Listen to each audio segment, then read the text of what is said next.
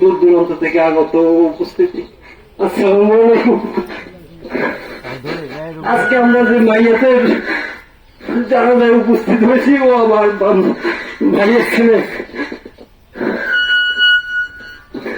ওকে আপনারা সবাই চিনেন রুবেল হিসেবে।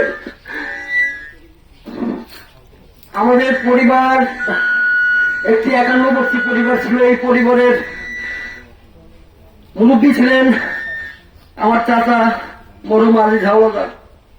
কিন্তু তারপরও আমার বাবা মরহুম আব্দুল খালেক মিয়া সেই পরিবারের হাল ধরেছিলেন এবং তাদের আত্মীয় স্বজন যারা যেখানে ছিল তাদের খোঁজ খেয়াল নিত। আমার বাবার যে গুণাবলী ছিল, এই সব গুণাবলী এই রুবেলের ভিতরে ছিল। আমাদের আত্মীয় স্বজন যারা অসহায় ছিল সবার খোঁজ খবর নিত এবং যে দুস্থ পরিবার ওর কাছে হাঁটতে ও কাউকে খালি হাতে ফিরায়নি। ওর জন্য আপনারা সবাই দোয়া করবেন।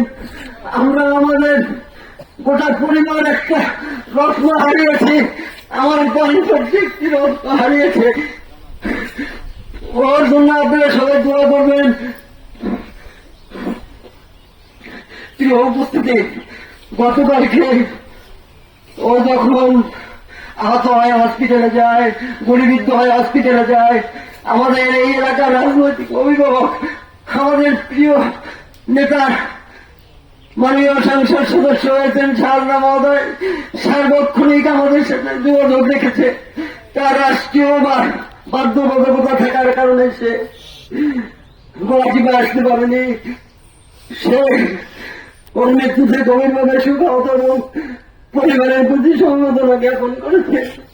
পাশাপাশি আমি আমার পরিবারের পক্ষ থেকে আপনাদের কাছে, ওর পক্ষ থেকে, ওর চলার পথে যদি কোনো ভুল করে থাকে হাত জোর করে ক্ষমা করছি, আপনারা ওকে ক্ষমা করে দিবেন।